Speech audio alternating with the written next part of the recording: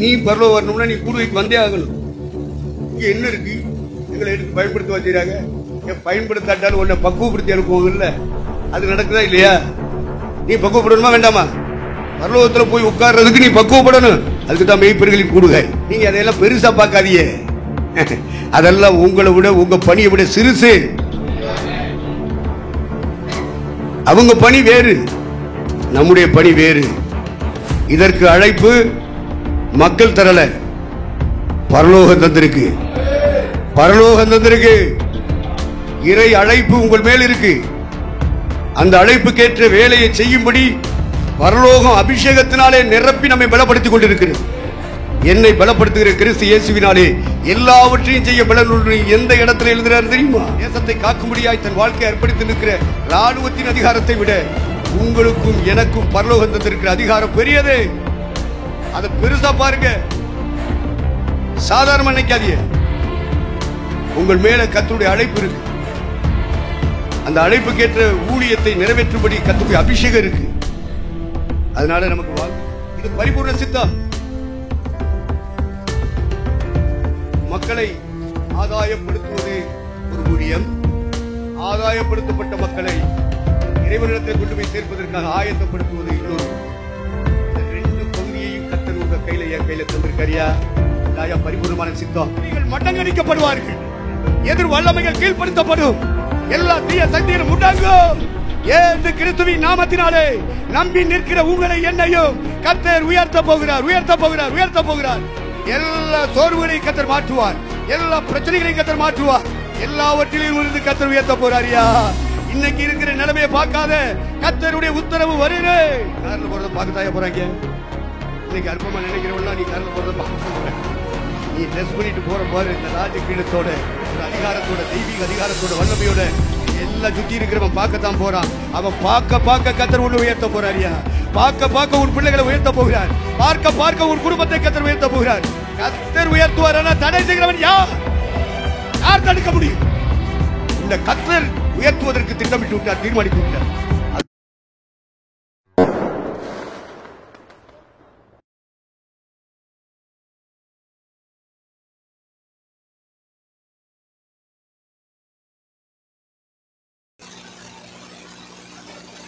மகிமை உண்டாகட்டும்.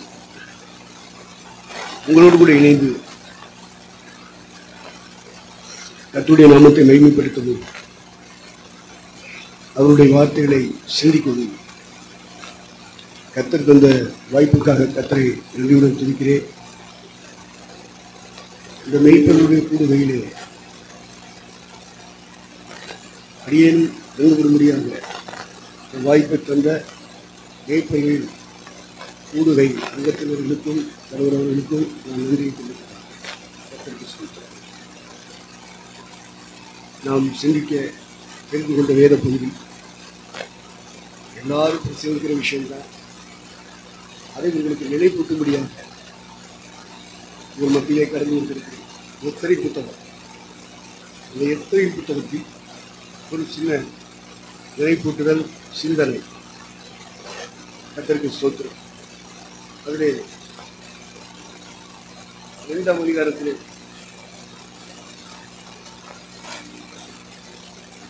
19ஆம் வசனத்தை நம்ம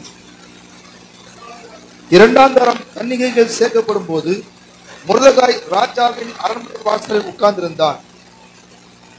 முர்தகாய் என்ற மனிதன் கடந்து போன பாதை ஒவ்வொரு ஊழியருடைய பாதையாக இருக்கிறது. ஆகவே மெய்ப்பர்களின் கூடுகையிலே அந்த முர்தகாயினுடைய நடவடிக்கைகளை நாம் சிந்திப்பது நமக்கு நல்லது. கர்த்தருக்கு மகிமை உண்டாகும்.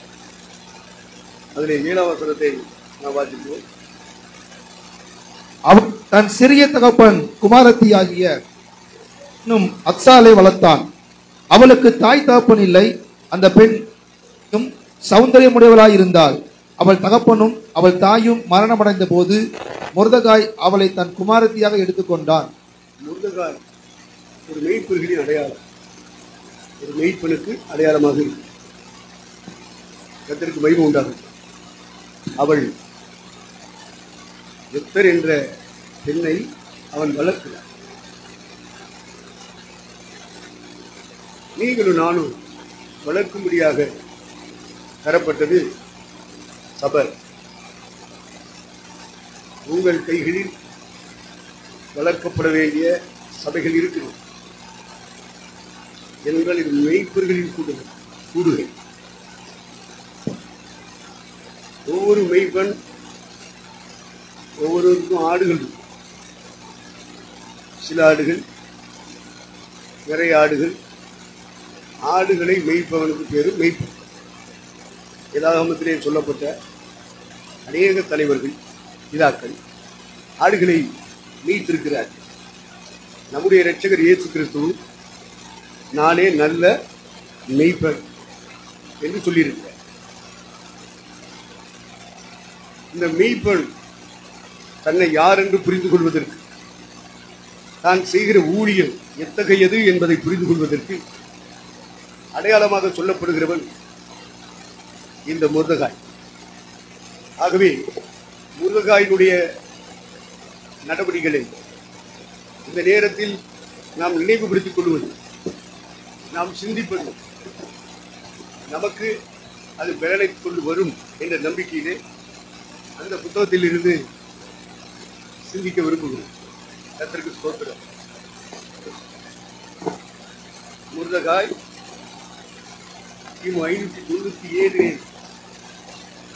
இஸ்ரேல் தேசத்திலிருந்து சிறைபிடிக்கப்பட்டு போன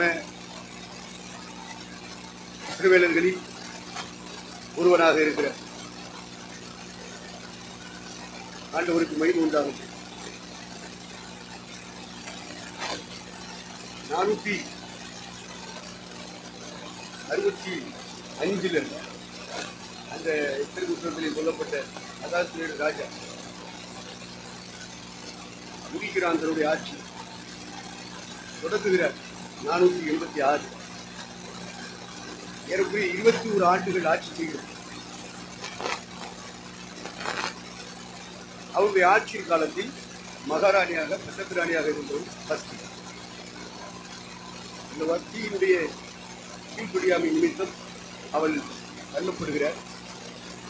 அந்த இடத்திற்கு பட்டத்து ராணியாக துருக்கியை 127 நாடுகளிலும் தேடும்படியாக தேடும் படலம் தொடர்கிறது. அப்படி தொடரும் பொழுது அஜ்தால் என்று அழைக்கப்படுகிற எஸ்தரை முருதகாய் கொண்டு வந்து ராஜ அரண்மனையிலே தனிமாடத்திலே சேர்க்கிறார்.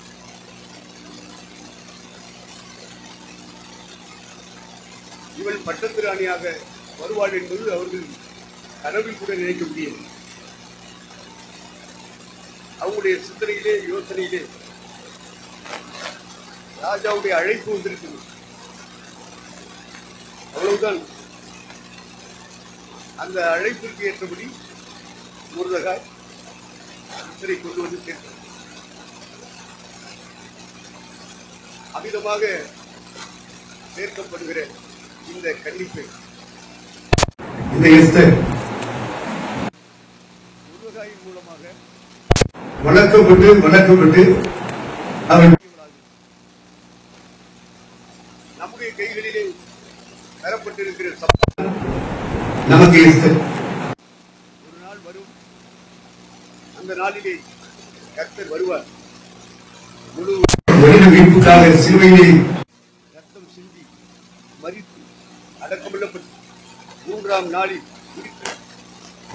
போன இரட்சகர் இயேசு கிறிஸ்து பிதாவின் வலது பாரிசத்தில் மகத்துவ ஆசனத்தில் உட்கார்ந்து பரிந்து பேசிக் கொண்டிருக்கிற ஊழியத்தை நிறைவேற்றிக் கொண்டிருக்கிற இரட்சகர் இயேசு வானங்களிலே இறங்கி வருவார். அப்பொழுது கிறிஸ்துவுக்கு மரித்தவர்கள் முதலாவது இருந்திருப்பார். பின்பு உயிரோடு இருக்கிற நாமும் என்று பவுல் குறிப்பிடுகிறேன். ஒரு இமை பொழுதிலே, ஒரு நிமிஷத்திலே எல்லாரும் பருவமடைந்து வானங்களிலே பிடித்துக் கொள்ளப்படுவோம். இந்த வார்த்தைகளினாலே ஒருவரை ஒருவர் நீட்டிக் கொண்டிருக்கிறார். வானங்களிலே எடுத்துக் கொள்ளப்படுகிற கிறிஸ்துவுக்குள் மரித்து உயிர்த்தெழுதலின் சரீரத்தை பெற்று பறந்து போகிற ஒரு கூட்டம் உயிரோடு இருந்து பரிசுத்த ஆவியினால் மறுரூபமாக்கப்பட்டு பறந்து போகிற மற்றொரு கூட்டம். இரண்டு கூட்டமும் வானத்திலே ஒன்றாக இணைக்கப்பட்டு மனைவி என்றும் மணவாட்டி என்றும் சொல்லப்படுகிற ஒரு இடத்தை நிறைவு செய்கிறது. அந்த கூட்டத்தில் நீங்கள் நான் இருப்போம். பரிபூர்ண சித்தம், நன்மையும் பரிபூர்வமான சித்தம் இன்னது என்று பகுத்து அறியத்தக்கதாக உங்கள் மனம் புதிதாகிறதுனாலே மறுரூபமாகுது. மறுரூபம் எதற்கு? பரலோகத்துக்குள்ளே நுழைவதற்கு. மறுரூபம் எதற்கு? உயிர்த்தெழுந்து பரமேறி போன இயேசு கிறிஸ்துவை சந்திப்பது. மறுரூபம் எதற்கு? இயேசு கிறிஸ்துவின் மனைவியாக மணவாட்டியாக அவரை சந்திப்பது. இந்த சித்தத்தை மெய்ப்பொருளாகி நம்ம பகுத்தறிவு அறிவு இருந்தா போதாது, பகுத்தறிவு வேணும். ஆகவே மெய்ப்பொருள் என்ற பட்டம் நல்லது. பகுத்தறிவோடு போகணும்னா மனம் புதிதாகிட்டே இருக்கு. மனசுல பழைய எண்ணங்களே வச்சுட்டு இருக்க முடியும், பழைய திட்டங்களே வச்சுட்டு இருக்க முடியாது, பழைய எதிர்பார்ப்புகள் எல்லாம் உள்ள இருக்க முடியாது. எல்லாம் மாறிக்கிட்டே இருக்கும். அனுதினமும் என்னை பின்பற்றுகிறவன் எனக்கு சீசன் என்று இயேசு சொன்னார். அவர் ஒரு நல்ல மெய்ப்பன். அவரை பின்பற்றுகிறவன் தான் நல்ல மெய்ப்பனை பின்பற்றுகிறவன் தான் தேவனுடைய பார்வையிலே மெய்ப்பன். ரட்சகர் இயேசு பூமியிலே ஊழியம் செய்த காலத்தில் மக்களை பார்த்துட்டு மனதுருகினாங்க. மனம் உடைஞ்சிட்டு, மனம் உருகிடுச்சுன்னா கண்ணீர் வந்து கண் கலங்கிடுவாங்க. இப்ப நல்ல மெய்ப்பன் மனதுருகிறேன். மனித சமுதாயத்தை நினைத்து பார்க்கிறது. மானிட வர்க்கங்களை அவருடைய வாழ்க்கை பழக்க வழக்கங்களை பார்க்கும் பொழுது மனதுருகுகிறார். மெய்ப்பன் இல்லாத ஆடுகளைப் போல இந்த ஜனங்கள் இருக்கிறார்களே என்று அவர் மனதுருகிறார். நல்ல மெய்ப்பன் ஆண்டவர் இயேசு கிறிஸ்து நமக்கு தலைவர், திருச்சபைக்கு தலைவர், நமக்கு முன்மாதிரி. எக்ஸாம்பிள் அவர் தான். அவரைத்தான் நம்ம ஃபாலோ பண்ணணும். அதுக்காகத்தான் அழைப்பு, தெரிந்து கொள்ளப்படுது. அதற்காகத்தான் கிறிஸ்தவ வாழ்க்கை. இதை புரிந்து கொள்வதற்கு அடிக்கடி நினைவூட்டப்படுவதற்கு தான் இந்த மெய்ப்பரின் சூழ்நிலை வருகிறது. இறைவனுடைய பரிபூர்ண சித்தம் என்ன, அவருடைய ஆலோசனை என்ன, அவருடைய தீர்மானம் என்ன, அவருடைய சித்தம் என்ன? ஒரு சபை எனக்கு முன்னாடி வந்து நிற்கிறது. அதான் பரிபூர்ண சித்தம். எபேசியர்ல போது குறிப்பிடுகிறேன். 5ஆம் அதிகாரம் 27வது வாக்கியத்தை வாசிக்கும் பொழுது நாம் புரிந்து கொள்ள முடியும். கரை துறை முதலானவைகள் ஒன்றும் இல்லாமல் பரிசுத்தமும் பிழையற்றதுமான மகிமையுள்ள சபையாக அதை நமக்கு முன் நிறுத்திக் கொள்வதற்கு நம்மை தாமே அதற்காக ஒப்புக் கொடுத்தார். ரட்சகர் இயேசு சிலுவையில் தூங்கினார், ரத்தம் சிந்தினார், மரித்தார். பல விஷயங்கள் நிறைவேற வேண்டும் என்பதற்காக மரணத்தை உச்சரித்தார். அடக்கம் பண்ணப்பட்டார், உயிர்த்தெழுந்தார், பரமேறி இருக்கிறார், திரும்ப வரப்போகிறார். அவர் வரும்பொழுது மரித்தோரில் இருந்து வீட்டிலிருந்து எப்படியாயிலும் மரித்தோரில் இருந்து எழும்புவதற்கு தகுதியாகும்படி மரணத்துக்கு ஒப்பான சோதனை எது வந்தாலும் நான் என்ன ஒப்புக்கொடுக்கிறேன். வாசிப்பேன். எல்லாரும் எழுந்திருந்து வாசிக்கிறது நல்லது. ஒவ்வொரு வசனமும் வாழ்க்கையை மாறும். பிசினஸுக்காக பயன்படுத்த முடியும், பணம் சம்பாதிக்கிறதுக்காக பயன்படுத்த முடியும். அப்படிப்பட்டவங்களை கர்த்தர் நிராகரிச்சிருவார். மெய்ப்பனில்லாத ஆடுகளை போல மக்கள் இருக்கிறார்கள் சொல்லி மனதுருகினாரே, மெய்ப்பர்கள் இல்லையா? இருந்தார். ஆட்சி பட்டத்துல நிறைய பேர் ஏற்கனாரும் மெய்ப்பர், ஏக மெய்ப்பர்கள் இருந்தார்கள் அன்றைக்கு இஸ்ரவேல் தேசத்தில். எல்லாரும் பார்த்துருந்தாங்க. ஆனா ஜனங்கள் முறையாக நடத்தப்படவில்லை. எல்லா இடங்களிலும் ஜெபாலயங்கள் இருக்கு. தாலுகாவுக்கு ராஜகுமார் இருக்கிற மாதிரி, சபைகள் இருக்கிற மாதிரி ஜெபாலயங்கள் இருந்தது. தேவாலயம் ஒன்று, ஒவ்வொரு இடங்களிலும் ஜெபாலயங்கள் இருந்தது. ஜெபம் நடத்தக்கூடிய தேவதாசர்கள் இருந்தார்கள். ஆனால் ஆண்டோடைய பார்வையில் அவர் எதிர்பார்க்கிற மெய்ப்பர் இல்லை.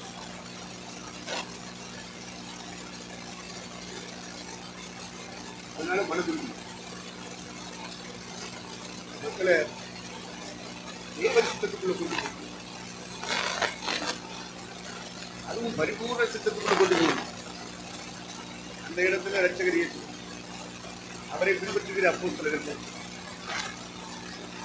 அவர்களுக்கு பின்பாக வந்த பவுலடியார் தான் அந்த இயேசு கிறிஸ்துவின் பாதையில நாங்களும் கடந்து போனார்கள். அவங்களை பின்பற்றினவர்களையும் கடந்து வரும்படி செய்தார்கள். அந்த ஊழியத்திற்காகத்தான் அழைப்பு, அபிஷேகம், தரிசனம், தீர்க்க தரிசனம், வாக்குத்தத்தம், அனைத்து தேவைகளையும் கர்த்தர் சந்திப்பது அதற்காக. ஒருவன் என்னை பின்பற்ற விரும்பினார், அதை முதல்ல சிலுவை எடுக்கப்படாது. பேரை சொல்லி சம்பாதிச்சுட்டு குடும்பம் நடத்திட்டு வேலை செஞ்சு குடும்பத்தை நடத்தும். தேவனுடைய திட்டம் என்ன, தேவனுடைய சித்தம் என்ன, தேவனுடைய ஆலோசனை என்ன, அதை முதலாவது புரிந்து கொள்ள வேண்டும். எல்லாருடைய மனதிலும் அந்த விஷயம் புரிந்து கொள்ளப்பட வேண்டும். ஏதோ வாசிப்பதற்காக, யோசிப்பதற்காக, மற்றவர்களுக்கு பிரசவம் பண்ணுவதற்காக உங்கள் கைகளில் என் கைகளில் வேதாகமத்தை இறைவன் தரவில்லை. அவர் யார், அவருடைய மன விருப்பம் என்ன, அவருடைய சித்தம் என்ன, அதை அறிந்து கொண்டு புரிந்து கொண்டு இந்த பூமியிலே வாழும் காலமெல்லாம் நிறைவேற்ற வேண்டும். இது அவருடைய பரிபூர்ண சித்தம். இப்ப ஆண்டவரை பின்பற்றிக் கொண்டிருக்கிறார் அர்ப்பணித்த சீடர்கள் 12 பேரும் போயிட்டான். பேசினாரே நடத்தினாரே, சில பேர் முன்னுக்கு மாட்டாங்க. உங்களில் ஒருத்தர் தாத்தா இருக்காண்டான்னு 3 ஆண்டு காலமாக போதிச்சுட்டே இருக்கு. யாரையே சொல்றாரு, யாருக்கோ பிரசவம் பண்றாரு. இவன் கவனித்து கேட்கறதே இல்லை, கேட்க மாட்டான். யாராச்சும் போய் ஊழியர் அப்போ சொல்ற பேர் வச்சிருக்கான். அவன் கவனிக்க மாட்டான். மொபைல் எடுத்துட்டு வெளியே போயிடுவான், பாத்ரூம் போயிட்டு இருப்பான், தூங்குவான். அதை வச்ச புரிஞ்சுக்கலாம், இவன் விளங்காத பைய, ஐக்கியத்தில் இருந்தாலும் இவன் விளங்கா பைய அப்படின்றத புரிஞ்சுக்கலாம். அப்ப ஏசுநாதர் கூடிய கூடுகையிலே ஐக்கியத்திலே 12 சீடர்கள், இவர் ஒரு ஆளு 13 பேர். அந்த ஒருத்தர் விளங்காத இருக்காங்க. என்ன செய்ய, ஏற்றி மகன் கெட்டு போனானே அல்லாமல் என்று ஆண்டவரை வாய்ப்பு மற்ற எல்லாவற்றையும் நம்ம பாதுகாத்து சிலைக்கு போறதுக்கு முன்னாடி எல்லாட்டம் ஒப்படைக்கிறேன். நீர் எனக்கு தந்தவர்கள், இதுவரைக்கும் நான் காத்துட்டேன். என்னை பூமியில வச்சிருந்து உறுப்பு தந்தி இவர்களை நான் பூமியிலே காத்துக்கொண்டேன். ஏற்றின் மகன் விட்டு போனாரே, ஒருவரும் விட்டு போல. நீர் பூமியிலே நான் செய்யும்படி நியமித்த கிரியைகளை செய்து முடித்தேன் சொல்லிட்டு தான் சிலுவைக்கு போனேன். நமக்கும் ஒரு மரணம் வரும். ஏற்றினாருக்கு மட்டும் இல்லை, உங்களுக்கு எனக்கு வரும். காலமா உட்காந்து சாப்பிட்டுக்கிட்டு காலாட்டிக்கிட்டு தான் நினைக்க கூடாது. பாசுங்கிற பேர்ல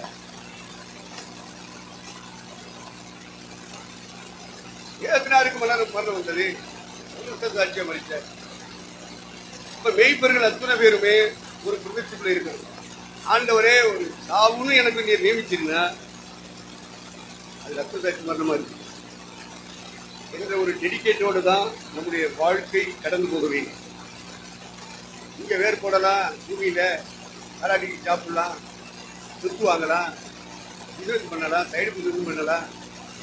இதெல்லாம் விளங்காத ஊழியர்கள் பார்த்துக்கிற பேர்ல இருப்பாங்க. நீங்க தான் பகுத்தறிவோட நடந்து கொள்ளும். 11 பேருக்குள்ளதான் இவன் இருக்கு. 11 பேர் ரொம்ப ஞானமா நடந்துட்டாங்க.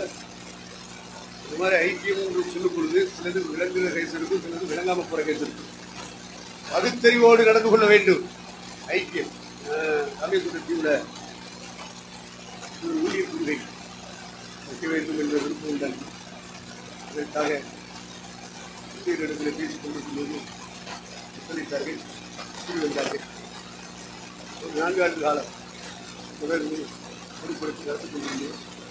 முன்பு மும்பை பட்டணத்தில் உள்ள நான் சார்ந்திருக்கிற ஸ்தாபனத்தின் ஊழியர்களை தொடருவதற்கு என்னை தெரிந்து கொண்டார்கள்.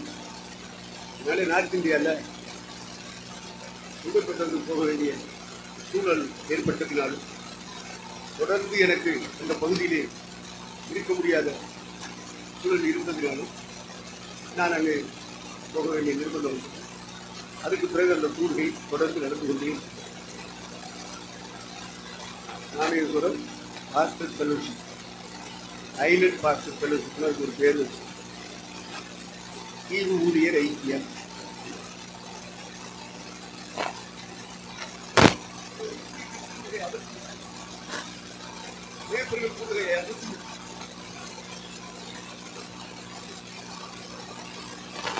ஸ்தாபனத்தில் உள்ளவர்களுக்கு ஸ்தாபனம் வைத்துக் கொடுக்கும், ஸ்தாபனம் இல்லாதவர்களுக்கு ஒரு கூடுகை அவசியமா இருக்கு. அந்த கூடுகையை பங்கெடுக்கும் பொழுதுதான் நமக்கு ஒரு பலன் உண்டாகும்.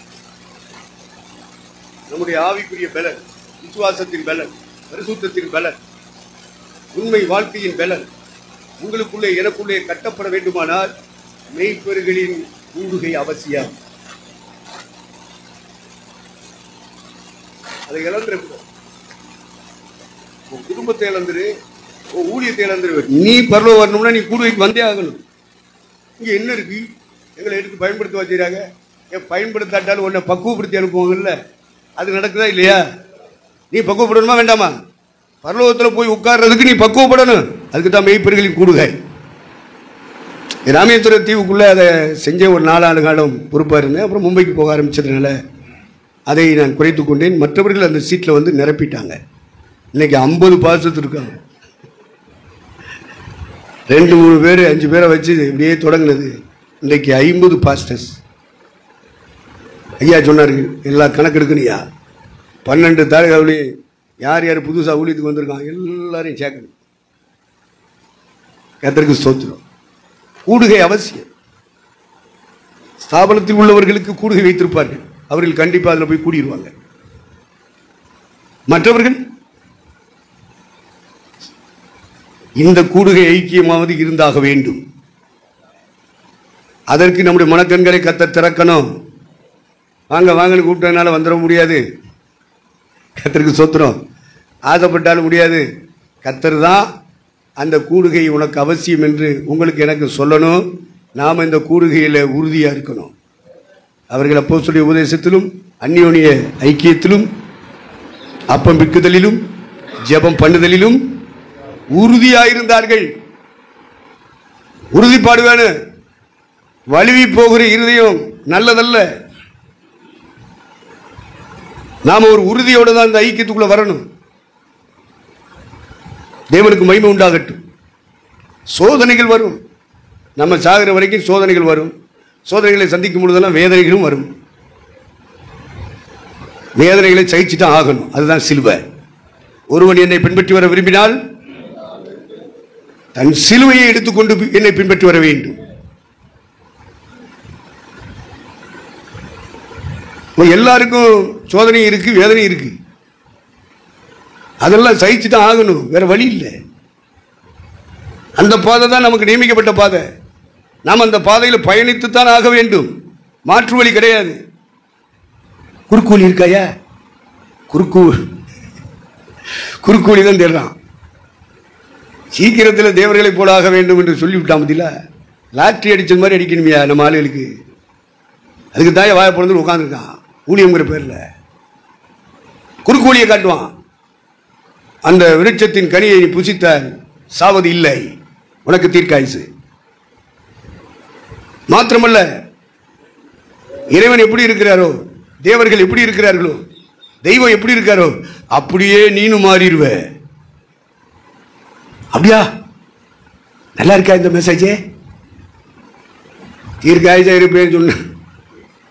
குறுக்கு வழியிலே வாழ்வை தேடிடும் குருட்டு உலகம்டா, திருட்டு உலகம்டான்னு சினிமாக்கார எழுதுறான் அந்த காலத்தில். ஆவிக்குரிய வாழ்க்கையில் வந்த பிறகு நம்முடைய பாதைகள் இடுக்கமும் நெருக்கமும் நிறைந்தது என்று பிரசங்கித்தால் போதாது, நம்முடைய குடும்பத்தில் நம்முடைய தனிப்பட்ட வாழ்க்கையில் அதை சந்தித்தே ஆக வேண்டும். அவன்தான் மெய்ப்பன், நல்ல மெய்ப்பன். ஜீவனுக்கு போகிற வாசல் வழி இடுக்கமும் நெருக்கமுமா இருக்கும். அதை கண்டுபிடிக்கிறவர்கள் அநேகர் அல்ல, சிலர். அந்த சிலர் என்று சொல்லுகிற அந்த இடத்துல இந்த மெய்ப்பர்களின் கூடுகை இருக்க வேண்டும். அதற்காகத்தான் இந்த மெய்ப்பரின் கூடுகை. அந்த பாரம், அந்த மன்றாடுதல், அதற்கேற்ற உழைப்பு, அதற்கேற்ற பணச்செலவு, இதெல்லாம் செய்வது எதற்கு? தேவன் நமக்காக ஒரு நபருக்குள்ளே இதெல்லாம் தந்து செய்கிறார். நாம் அவரோடு கூட இணைந்து கொள்ள வேண்டும். கர்த்தருக்கு மகிமை உண்டாகட்டும். நம்ம எல்லாரும் நல்ல மெய்ப்பர்கள். ஐயா ஒரு அறிக்கை கொடுத்தாங்க, பயிற்சி பெறணும். First, second, third, fourth, fifth. நான் சர்டிஃபிகேட் ஃபிஃப்த்தில் தான்டா தருவோம்ட்டாரு. கர்த்தருக்கு சோத்திரம். அதுவும் நல்லதுதான், கர்த்தருக்கு சோத்திரம். ஏன்னா நம்மை பயிற்சித்தது மட்டுமல்ல, ஒரு அங்கீகாரம், ஒரு சர்டிஃபிகேட் நமக்கு தருகிறேன்னு சொல்லியிருக்காங்க. அதனால சந்தோஷமா அதிலையும் பங்கு பெற வாய்ப்புள்ளவர்கள் பங்கு பெற வேண்டும். கர்த்தருக்கு மகிமை உண்டாகட்டும். அப்ப இறைவன், அகிலாண்டத்தையும் படைத்த இறைவன், இந்த பூமியிலே குறுக்கு வழியிலே வாழ்வை தேடிக்கொண்டிருக்கிற மனித சமுதாயத்தை லாட்டரி அடிக்காதா அப்படின்னு சொல்லி எதிர்பார்த்து கொண்டிருக்கிற மனித சமுதாயத்தை இறைவனோடு இணைக்கிற இறைப்பணியாளர்களாக உங்களையும் என்னையும் இறைவன் தேர்ந்தெடுத்திருக்கிறார். நீங்கள் நானும் இறைப்பணியாளர்கள். இறைவனுடைய சேவையை நிறைவேற்றும்படியாக நம்முடைய குடும்பத்தையே அர்ப்பணித்து இந்த பூமியிலே ஒரு வாழ்க்கை வாழ்ந்து கொண்டிருக்கிறோம். வாழ்க்கை வாழலையே, அவர் இந்த வாழ்க்கை வாழலையா? நீங்க அதையெல்லாம் பெருசா பார்க்காதீங்க. அதெல்லாம் உங்களை விட, உங்க பணியை விட சிறுசு. அவங்க பணி வேறு, நம்முடைய பணி வேறு. இதற்கு அழைப்பு மக்கள் தரல, பரலோகம் தந்திருக்கு. பரலோகம் தந்திருக்கு. இறை அழைப்பு உங்கள் மேல் இருக்கு. அந்த அழைப்புக்கேற்ற வேலையை செய்யும்படி பரலோகம் அபிஷேகத்தினாலே நிரப்பி நம்மை பலப்படுத்திக் கொண்டிருக்கிறது. என்னை பலப்படுத்துகிற கிறிஸ்து இயேசுவினாலே எல்லாவற்றையும் செய்ய பலன் உண்டு. எந்த இடத்துல எழுதுறாரு தெரியுமா? வாழ்ந்திருக்கவும் தெரியும். அதை பிடிச்சுக்கிட்டு கல்யாணம் முடிக்கும் போது வாக்குமூலம் வாங்குவார் நம்ம ஐயா. அவரும் வாக்குமூலம், பல திருமணங்களில் வாக்குமூலம் வாங்குவார். வாழ்விலும் சுகத்திலும் இன்பத்திலும் வாங்குறாரா?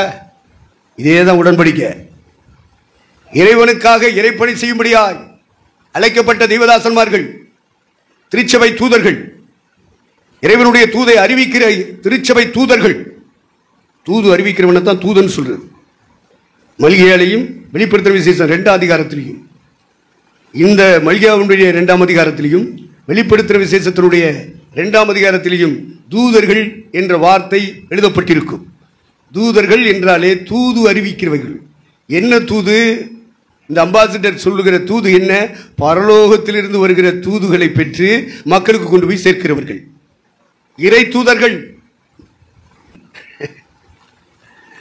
நீங்களும் நானும் இறை தூதர்கள் என்று வேதம் சாட்சி கொடுக்கிறது, சர்டிபிகேட் தருது. வாங்கணும்னா வாங்கிக்கிறீங்க, இல்லைன்னா போயிட்டே இருங்க. கர்த்தருக்கு ஸ்தோத்திரம். இறைப்பணியாளர்கள், இறை தூதர்கள். தூதர்கள் என்றால் தூது அறிவிக்கிறவர்கள் என்று பொருள்.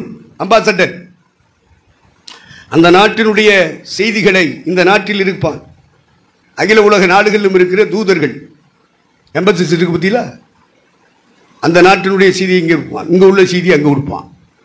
அவனைத்தான் தூதர், அம்பாசடர். கிறிஸ்துவின் ஸ்தானாதிபதிகள். இந்த பூமியிலே கிறிஸ்து இல்லை, கிறிஸ்துவின் ஸ்தானத்திலே உங்களையும் என்னையும் கர்த்தர் நிறுத்தி இருக்கிறார். தேசத்தை காக்கும்படியாய் தன் வாழ்க்கையை அர்ப்பணித்து நிற்கிற ராணுவத்தின் அதிகாரத்தை விட உங்களுக்கும் எனக்கும் பரலோகம் தந்திருக்கிற அதிகாரம் பெரியது. அதை பெருசா பாருங்க, சாதாரண நினைக்காதீங்க. உங்கள் மேல கர்த்தருடைய அழைப்பு இருக்கு. அந்த அழைப்புக்கேற்ற ஊழியத்தை நிறைவேற்றும்படி கர்த்தருடைய அபிஷேகம் இருக்கு. அதனால நமக்கு வாழ்ந்திருக்கவும் தெரியும், தாழ்ந்திருக்கவும் தெரியும். சொல்லிட்டு தான் கீழே சொல்றான், என்னை பலப்படுத்துகிற கிறிஸ்து இயேசுவினாலே எல்லாவற்றையும் செய்ய எனக்கு பலன் உண்டு.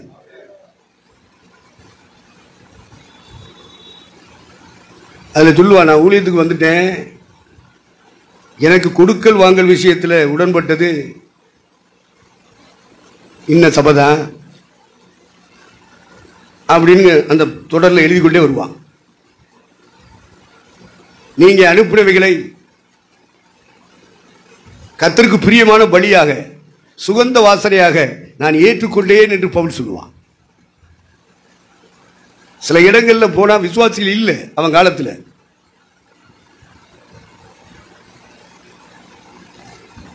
அதனால இவன் சிறு வயசு முதல் படித்துக் கொண்ட அந்த தொழில், கூடாரம் நெய்கிற தொழில், ஒரு நெசவு தொழில் அவனுக்கு இருந்ததுனால அந்த இடத்துல சபை இல்லை, விசுவாசிகள் இல்லை, அல்லேலியா சொல்றேன் ஒருத்தன் இல்லை, தோத்திரம் போடுறேன் ஒருத்தன் இல்லை.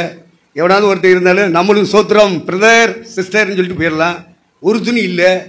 அதனால அந்த சூழலில் ஃபுல் டைம் பாஸ்டராக, ஃபுல் டைம் அப்போஸ்தலனாக ஒப்பு கொடுத்த அப்போஸ்தலன் அந்த நிர்பந்தத்தின் நிமித்தம் அந்த எல்லையில ஒரு சபை உண்டாகிற வரைக்கும், 10 பேர் ரட்சிக்கப்படுற வரைக்கும் அந்த இடத்துல வேலையை செஞ்சுக்கிட்டு ஊழியத்தை செஞ்சான்.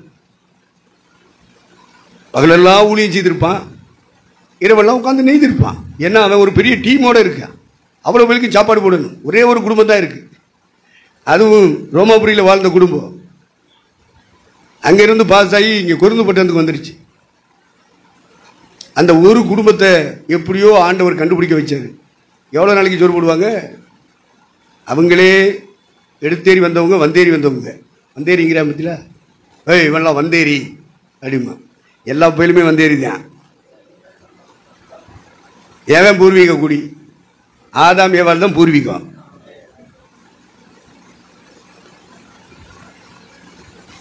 எல்லாருமே அந்தந்த தேசங்களிலே கடந்து போய் தான் நிரப்புனாங்க. அதை ஒட்டுமொத்தமாக நோவா காலத்தில் போட்டு தள்ளிட்டார் எல்லாத்தையும். உலக சுனாமி, இந்த கொரோனா உலகம் முழுவதும் வந்தது மாதிரி சுனாமி நோவா காலத்தில் மொத்தத்தில் அழிச்சிட்டாரு. ஒரு 8 பேரை மாத்திரம் பாதுகாத்தார். அப்ப இறை பாதுகாப்புக்குள்ளே கடந்து வந்த அந்த குடும்பம் 8 பேர், அவங்கள வச்சு மறுபடியும் பலிக்கு பெருக பண்ணார். அவங்க அரராத்து மலையில தான் இருக்கணும். அவன் பூரா பூமியில் உள்ள எல்லா கண்டங்களையும் நிரப்பிட்டாங்க. இந்த 8 பேர் பண்ண வேலை நம்ம எல்லாம் இங்க கொண்டு வந்து உட்கார வச்சுட்டாங்க. கர்த்தருக்கு ஸ்தோத்திரம். பழகி பெருகுங்கள். ஆதாமு கொடுத்த அதே பிராமிஸ் இறைவன் நோவாவுக்கும் நோவாவுடைய குடும்பத்தில் உள்ளவர்களுக்கும் கொடுத்தார். அதனால உலகம் எல்லா கோயிலுமே வந்தேறி தானே. எவன் இருந்தவன் எல்லாத்தையும் வாசல் பண்ணிட்டு தானே மறுபடியும் 8 பேரை வச்சு தொடங்குறாரு. அவங்க இருந்தது அரராத்து மலை, பேலை அரராத்து மலையில் தங்கிற்று. அங்க இருந்து வந்து வந்து வந்து வந்துதான் எல்லா கோயிலும் ஏறி குடியேறினேன். அதனால எல்லா கோயிலுமே வந்தேறினேன். எவன் ஒழுங்கானவன்? நம்ம கையில பைபிள் இருக்கிற வரைக்கும், வரலாறு இருக்கிற வரைக்கும் ஒருத்தனையும் பேச விடக்கூடாது. ஆமா, அவர்கள் வாயை அடக்க வேண்டும். பவுல் எழுதுவார், அவர்கள் வாயை அடக்கணும்.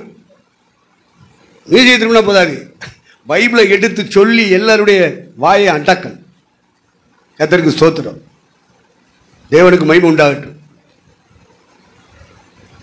ஆக இறைவன் நம்ம எல்லாரையும் நல்ல மெய்ப்பர்களாக பார்க்கிறார். இந்த மெய்ப்பர்கள் இறைவனுடைய பரிபூர்ண சித்தத்தை புரிந்து கொண்டவர்களாக காணப்பட வேண்டும்.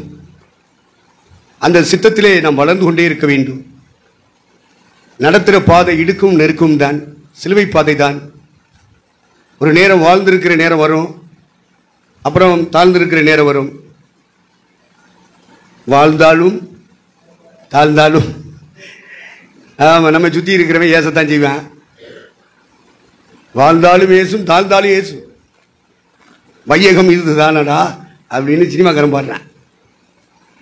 அப்போ கர்த்தர் தன்னை பின்பற்றி வரப்போகிற பிள்ளைகளுக்கு அவர் கொடுக்கிற உபதேசம் என்ன, ஆலோசனை என்ன? சிலுவை எடுத்துக்கொண்டு என்னை பின்பற்றி வா. அதுக்குள்ளதான் வாழ்வும் தாழ்வும் இருக்க வேண்டும். நமக்கு கொடுப்பதற்கு இருப்பவர்களும் இல்லாதவர்களும் 2 கூட்டம் இருக்கத்தான் செய்யும். அந்த கொடுக்கல் வாங்கல் நிலையை மிகப்பெரிய தலகர்த்தன், முழு உலகத்திலும் திருச்சபைகளை ஸ்தாபித்தவன் சொல்லுகிறான், வாழ்ந்திருக்கவும் தெரியும், தாழ்ந்திருக்கவும் தெரியும், எந்த நிலைமையை பரலோகம் தந்தாலும் மனரம்யமாக இருக்க கற்றுக்கொண்டேன். குறைபட்ட உடனே புலம்பிக்கிட்டு இருக்க கூடாது. குறை சொல்லிட்டே இருக்கக்கூடாது. நீ உடன்படிக்கை எப்படித்தானே கர்த்தரோடு செய்கிற உடன்படிக்கையில வாழ்ந்திருக்கணும், தாழ்ந்திருக்கணும். ரெண்டு இணைந்த ஒரு வாழ்க்கையைத்தான் கர்த்தர் நமக்கு தந்திருக்கிறார். வாழ்ந்திருக்கும் பொழுது சந்தோஷமா இருக்கிறதும், தாழ்ந்திருக்கும் பொழுது துக்கமா இருக்கிறதும் அது ஆவியானவருக்கு பிரியமா இருக்காது. எந்த நிலைமையிலும் மனரமியமாக இருக்க வேண்டும். எவ்வளவு காணிக்க வந்தாலும் சரி, காணிக்க குறைஞ்சாலும் சரி, என் நிலைமையிலும் மனரமியமாக இருக்க கற்றுக்கொண்டேன். ஏன்னா அவன் கோடீஸ்வர குடும்பத்தில் பிறந்தவன், மிகப்பெரிய படிப்பாளி.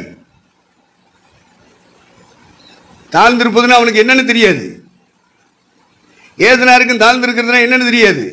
அவர் கோடி கோடி தூதர்கள் மத்தியிலே பரலோகத்தில் சிம்மாசனம் விட்டு அந்த துதிகளிலே வாசம் பண்ணி கொண்டிருந்தவர். மனிதனை ரட்சிப்பதற்காக அந்த ஈன கோலத்தை எடுக்க இறங்கி வந்தார். மனுஷனாவா இருக்கான், ஈனப்பிறவியா இருக்கான். அவனை ரட்சிக்கிறதுக்காக தம்மை தாமே வெறுமையாக்கி அடிமையின் ரூபம் எடுத்து மனுஷ சாயலானார். அவர் மனுஷ ரூபமாய் காணப்பட்டு மரண பரியந்தமும், அதாவது சிலுவையின் மரண பரியந்தமும் கீழ்ப்படிந்தவராகி தம்மை தாமே தாழ்த்தினார். ஆதலால் தேவனோ அவரை எல்லாவற்றுக்கும் மேலாக உயர்த்தினார். அதே மாதிரி பவுலு பெரிய கோடீஸ்வர குடும்பத்தில் பிறந்தவன். மனுஷனை ரட்சிக்கிற வேலைக்காக சில காரியங்களை இழக்க வேண்டியிருக்கிறது. கிறிஸ்துவை அறிகிற அறிவின் மேன்மைக்காக எல்லாவற்றையும் நஷ்டம் என்று விட்டேன். அவளும் குப்பட. நீ எதெல்லாம் எதுனா இருக்க விட்டேன்னு சொல்றியோ அவளும் குப்பை. அவன் தான் சொல்றான், பவுலு தான் சொல்றான், நான் விட்டேன், நான் எல்லாம் குப்பை. எல்லாம் ஆவிக்குரியவைகள் அல்ல, தேவனை பிரியப்படுத்தக்கூடியவைகள் அல்ல, பரலோகத்தினால் அங்கீகரிக்கப்படக்கூடியவைகள் அல்ல. விட்டது அனைத்து குப்பை. 8ஆம் நாளில் விருத்தசேதனம் பெற்றவன் இஸ்ரவேலன், பென்யமீன் கோத்திரத்தான். அடுத்து நியாயப்பிரமாணத்தின்படி குற்றம் சாட்டப்படாதவன், 8ஆம் நாளில் விருத்தசேதனம் பெற்றவன். இதெல்லாம் யூத சமுதாயத்தில் மிகப்பெரிய தகுதி, பெரிய குவாலிபிகேஷன். பணத்திலேயே உயர்ந்தவன். புறஜாதிகளின் நடுவிலே யூத ஜாதி என்பது உலகத்திலேயே உயர்ந்த ஜாதி. புறஜாதிகளின் நடுவிலே யூதனாய் பிறந்தவன். தர்சு பட்டணத்து யூதன். ஏ அப்பா என்ன பெருமை. சாட்சிக்கு விட்டா அப்படிலாம் சொல்லுவான், குற்றவாளி கூட்டில் நிறுத்தினாலும் சொல்லுவான். அதெல்லாம் விட மாட்டான். சொல்லிட்டு சபைக்கு சொல்லும் போது தான் சொல்றான், எல்லாவற்றையும் விட்டே, இதெல்லாம் குப்பைக்கு சமப்பா. என் கர்த்தராகிய இயேசுவை அறிகிற அறிவின் மேன்மைக்காக இதெல்லாம் குப்படா. அவரை பற்றி ஒரு அறிவு எனக்குள்ள வருது அப்படின்னா அதுக்கு முன்னாடி இதெல்லாம் இந்த உலகத்தில் கிடைக்கிறது எல்லாம் குப்பை அப்படின்னு. ஆகவே நமக்கு வாழ்ந்திருக்கவும் தாழ்ந்திருக்கவும் எந்த நிலைமையிலே கர்த்தர் நடத்தினாலும் மனரம்யமாக இருக்க கற்றுக்கொள்ள வேண்டும். எல்லாம் கிடைக்கும் பொழுது சந்தோஷமும், அது குறைவுபடும் பொழுது துக்கமும் இருக்கக்கூடாது. எந்த நிலைமையிலே கர்த்தர் நடத்தினாலும், என்று கர்த்தர் நம்மை ரட்சித்தாரோ, என்று நம்மை ஸ்நானப்படுத்தினாரோ, என்று தம்முடைய ஆவியினால் உங்களை என்னை நிரப்பினாரோ, என்று இந்த இறைப்பணி செய்யும்படி கர்த்தருடைய அழைப்பு உங்கள் மேல் என் மேல் வந்ததோ, அவருடைய கிருபையை, அவருடைய வரங்கள், அவருடைய வல்லமைகள், அவருடைய அதிகாரங்கள் இதையெல்லாம் என்று நமக்கு பகிர்ந்து கொடுத்தாரோ, அதை பெற்றுக்கொண்ட நீங்களும் நானும் எந்த நிலைமையிலே கர்த்தர் நடத்தினாலும் அவர் தான் நடத்துகிறார். எந்த நிலைமையிலும் மனரமியத்தை விட்டுறாதீங்க, சோர்ந்து போகாதீங்க, பின்வாங்கிறாதீங்க. அழைத்தவர் உண்மையுள்ளவர், அழைத்தவர் உண்மையுள்ளவர். அவர் நிச்சயமாக கைவிட மாட்டார். எந்த இடத்திலே கர்த்தர் நம்மை வைத்திருந்தாலும் அந்த இடத்தின் மக்களுக்காக கையேந்தி நிற்போம். அவர்களுக்காக ஸ்தோத்திர பலி செலுத்துவோம். ஜெப நேரங்களிலே, மன்றாட்டு நேரங்களிலே மன்றாடி நிற்போம். இந்த மக்களுக்கு உத்தரவாதம் பண்ணுவோம். கர்த்தர் நம்மை நம்புவார். சரி, இவங்களை இந்த ஊழியத்துக்காக ஏற்படுத்தணும், இந்த வேலையை செய்வாங்கன்னு பார்த்தோம், செய்கிறாங்க. அவருக்கு ஒரு நம்பிக்கை வரும்ல. அவருக்கு தனியாக வேலை செய்ய வந்திருக்கோம். அப்போ நமக்கு கூலி எங்கேருந்து எதிர்பார்க்கணும்? இந்த அவங்க தரமாட்டாங்களா, இவங்க தரமாட்டாங்களான்னு எதிர்பார்க்கலாமா? எவனும் தர வேண்டாயா. அவருக்கு வேலை செஞ்சோம்னா அவர் கூலியை தூக்கி வீசிடுவாரு. இருட்டதுக்கு முன்னாடி கூலியை கொடுக்கணும்னு சொல்லியிருக்கு. அவர் தான் சொன்னாரு, சொன்னீரேன்னு பிடிச்சிட வேண்டிதான், சொன்னீரே அப்படின்னு பிடிச்சி நின்றுங்க. என்னென்ன குடும்ப தேவைகள் இருக்கு, பிள்ளைகளின் எதிர்கால தேவைகள் இருக்கு, நம்முடைய ஊழியத்தின் தேவைகள் நிறைய இருக்கு. சில ஆளுக்கெல்லாம் ஆயிரங்கள், சில ஆட்களுக்கு லட்சம், சில ஆளுகளுக்கு கோடி கோடிய தேவை இருக்கு. எல்லாத்தையும் அவர் தரணும்ல. நம்ம செய்கிற வேலை உண்மையும் உத்தவமாக இருக்குமானால், கொஞ்சத்திலே கொஞ்சம் வருமானம் வரும் பொழுதே நீ உண்மையாக இருக்கிறாய் மகளே மகனே, ஆகவே அநேகம் பேருக்கு மேல நான் உன்னை உயர்த்துவேன். இப்ப வந்துட்டு இருக்கிற காணிக்கைகள் தசமம் கொஞ்சம் கொஞ்சமா இருக்கலாம், ஆனா இனி வரப்போகிறது பெரிய அளவுல இருக்கும். கர்த்தருக்கு மகிமை உண்டாகட்டும். இந்த பரிபூர்ண சித்தம் என்னன்னு புரிஞ்சுக்கிறீங்க. மொர்தெகாய் நம்முடைய மெய்ப்பனாகிய நமக்கு அடையாளம். அவன் ஒரு பெண்ணை வளர்க்கிறான், அதைத்தான் நம்ம வாசிக்க கேட்டோம். இதுல பரிபூர்ணமான சித்தம். இப்போ மொர்தெகாயினுடைய நோக்கம், அப்பா இல்ல அம்மா இல்ல, ஒரு அநாத பொம்பளை பிள்ளையா இருக்கு, சரி அதுக்கு நம்ம ஒரு ஆதரவு கொடுப்போம் அப்படின்னு நினைச்சுதான் அதை வளர்த்தான். இப்ப நாம சிந்திக்கிறது,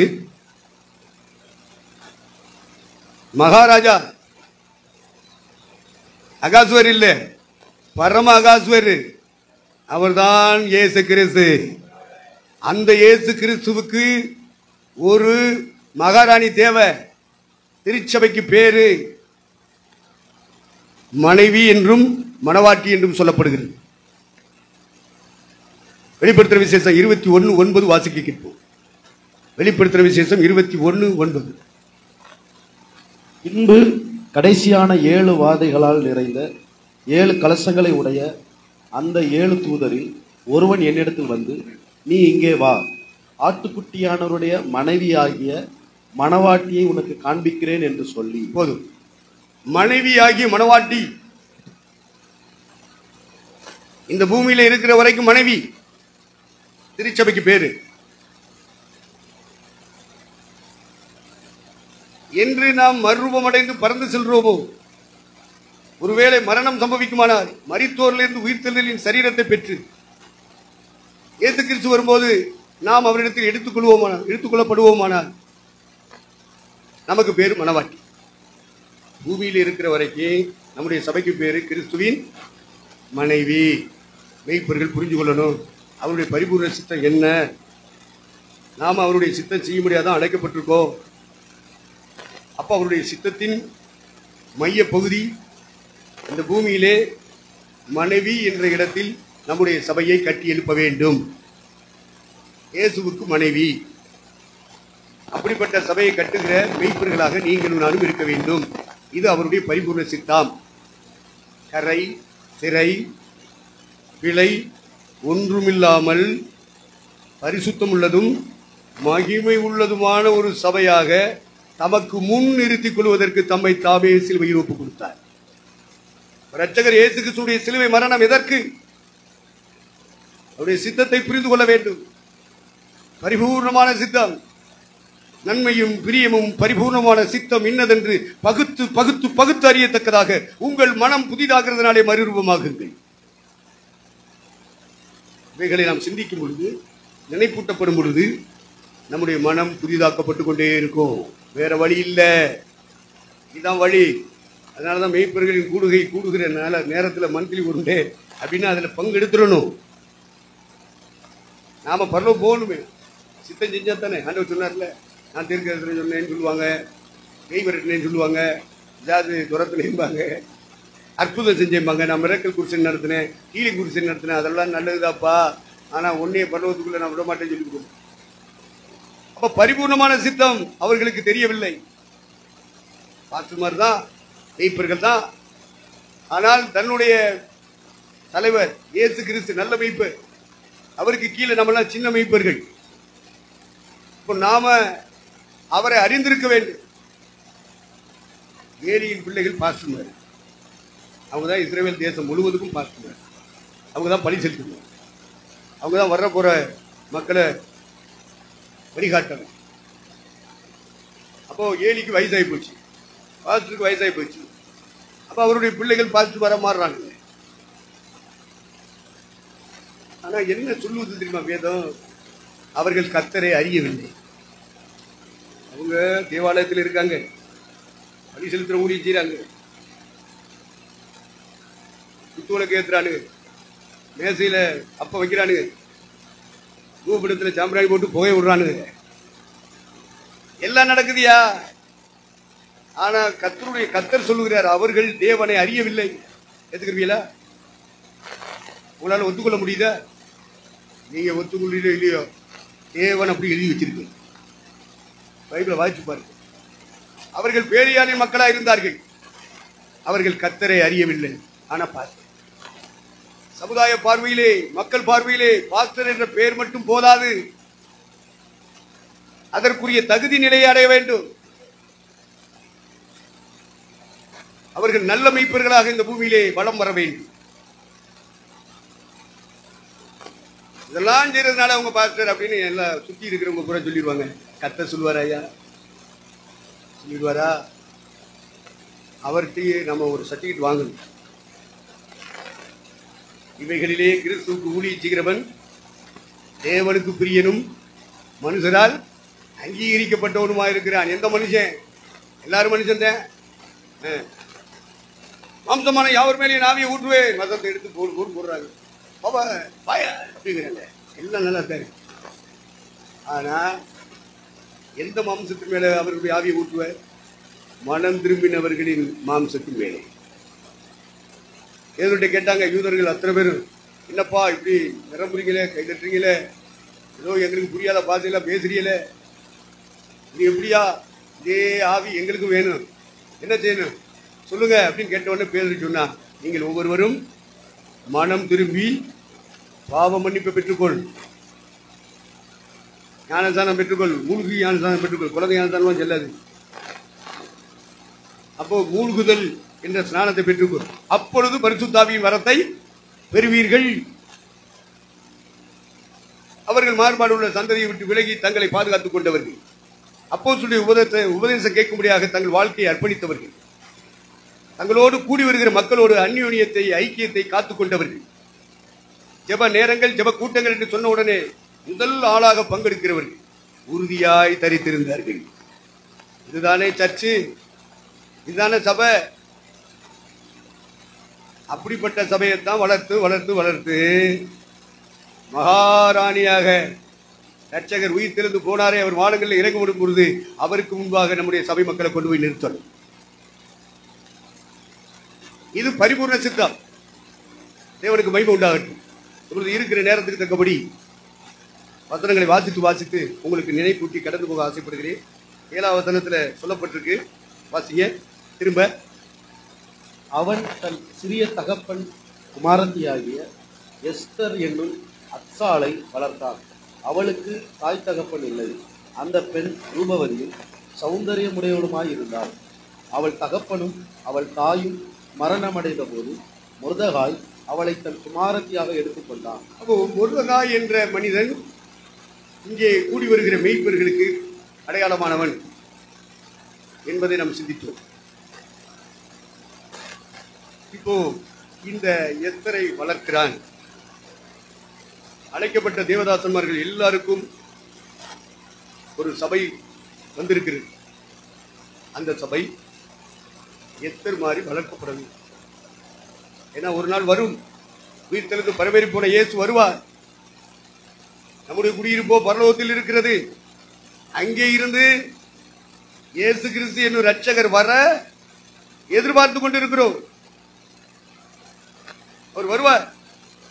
யாரு விசுவாசித்தாலும் சரி, விசுவாசிக்காட்டாலும் சரி, யார் நம்பினாலும் நம்பாட்டாலும் சரி, இயேசு வரப்போவது சத்தியம். அவர் வருவதை எதிர்பார்த்து கொண்டிருக்கிற ஒரு கூட்டம் இந்த மெய்ப்பர்களின் கூட்டம். இவர்கள் கரத்தின் கீழ் இருக்கிற சபை மக்களாகிய கூட்டம். இவர்கள் பரலோகத்திலிருந்து இயேசு வர எதிர்பார்த்து கொண்டிருக்கிறவர்கள். அந்த ஒரு எதிர்பார்ப்பு நம்முடைய உள்ளத்தின் ஆழங்களிலே காணப்பட வேண்டும்.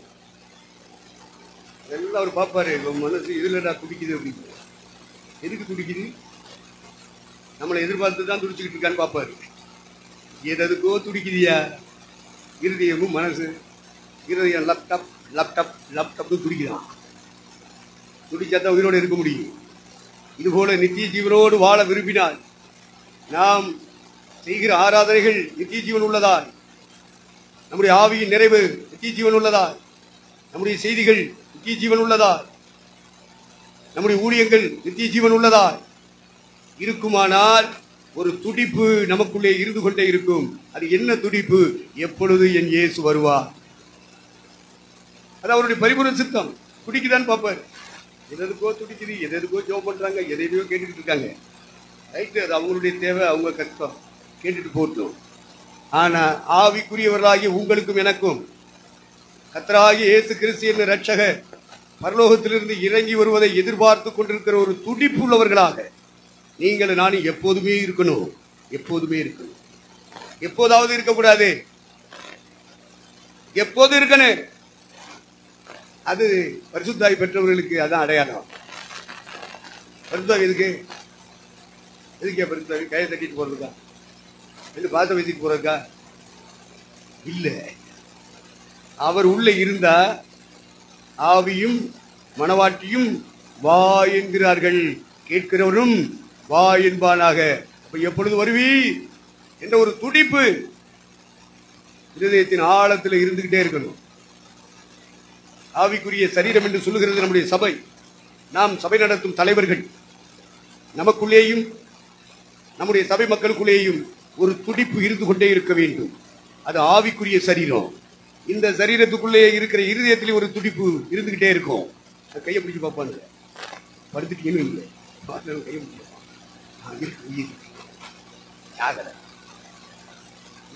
இழுபறி கேஸில் இருக்கிற இந்த ஐஸ்வார்டில் சேர்க்க வேண்டிய ஆள்லாம் மூச்சு திணறல கிடக்கிற ஆள்லாம் இருக்கு. ஆனாலும் திணறிக்கிட்டாது இருக்கிற மத்தியில் அந்த துடிப்பு இருக்கணும். இல்லைன்னா செத்துட்டான்னு தூக்கிடுவாங்க, கண்ணீர் அஞ்சலி ஒட்டிடுவான், இறைவனடி சேர்ந்தாருன்னு ஒட்டிடுவான். அதுக்கப்புறம் நம்ம பூமியில வாழ்ந்தோங்கிறதுக்கு அட்ரஸே இருக்கு. குடும்பத்தில் உள்ளவங்க கொஞ்ச நாள் அழுவாங்க. அது ரொம்ப பாசமா பற்றா இருந்தாரு. அதுலயும் ஒண்ணும் இல்லாம நம்ம செத்து போயிட்டு வைங்க. ஆமா, அவனை போட்டு நினைக்கிறது என்ன இருக்கு, அவங்கள போட்டு நினைக்கிறது என்ன இருக்குன்னு சொல்லிட்டு அடுத்த செட்டப்ல போயிட்டே இருப்பாங்க. ஏன்னா இந்த முழு உலகத்தை மோசம் போக்குகிற வலு சர்ப்பத்தின் ஆவி இறைவனுடைய திட்டத்துக்கு விரோதமாக செயல்பட்டுக் கொண்டிருக்கிறது. இறைவன் மனதிலே என்ன சித்தம் வைத்திருக்கிறாரோ அந்த சித்தத்தை மனித சமுதாயம் நிறைவேற்றிவிடக் கூடாது என்பதிலே கண்ணும் கருத்துமாக இருக்கிறான் பிசாசானவன், வலு சர்ப்பத்தின் ஆவி, பழைய பாம்பு. அந்த ஆவிகளோ எதிர்த்து நிற்கும் கூட்டம் இந்த மெய்ப்பர்களின் கூடுகை. அதற்காகத்தான் நமக்கு அழைப்பு, தரிசனம், அபிஷேகம். அவன் மோசமாக்கிட்டே இருப்பான், அவன் வேலை அது. நம்ம வேலை என்ன? அவன் கையில இருக்கிற மக்களை பிடிச்சி எடுக்கணும். ஒரு விசை சிங்கம் வந்தது, ஒரு விசை கரடி வந்தது, அதுல போல உள்ள வந்த அந்த கோழியாத்து 40 நாள சத்தம் போட்டாலும் அதெல்லாம் ஒரு நிமிஷத்துல நான் தூக்கிடுவையா அப்படின்னா அவன் தொடரடிக்கு போயிருக்கான். நாட்டை ஆள்றவன் மண்ணே மண்ணா உட்காந்துருக்காங்க, ஆட்சி பீடத்துல உட்காந்துருக்காங்க, அதையும் விட மாட்டேங்கிறாங்க. தோட்ட நடிக்க போயிருக்கான். அவன் சொல்லிட்டான், கோழியாத்து இந்த ஒரு கூட்டத்தோட நான் மோத விரும்பல, ஒண்டிக்கு ஒண்டி போ. ஏன் வீணா ரத்த சிந்தனை? ஒருத்தருக்கு ஒருத்தம் போடுவோம். வா, எவன்டா இருக்கா இஸ்ரேல் தேசத்துல, இஸ்ரேல் நாட்டுல ஒரு ராணுவத்தில் உள்ளவனெல்லாம் வர வேண்டாம், ஒருத்தனை வர சொல்லு. அல்லது ராஜாவே வா, அல்லது இளவரசனாய் உட்கார்ந்து இருக்கிறானே யோனத்தான், அவன் மாற்ற குண்டி கொண்டு போகும்டா. என் ஆளும் ஜாக வேண்டாம், ஓ ஆளும் ஜாக வேண்டாம், ஒருத்தருக்கு ஒருத்தம் போடுவோம். நான் ஜெயித்தால் நீங்கள் எங்களுக்கு அடிமைகள் பிலிஸ்தீர்கள், நான் ஜெயித்தால் இஸ்ரவேலர்கள் அனைவரும் பிலிஸ்தீர்களுக்கு அடிமை அப்படின்றத தெளிவா சொல்றான் கோழியன். ஒருத்தனாவது இறங்கி வந்தானா?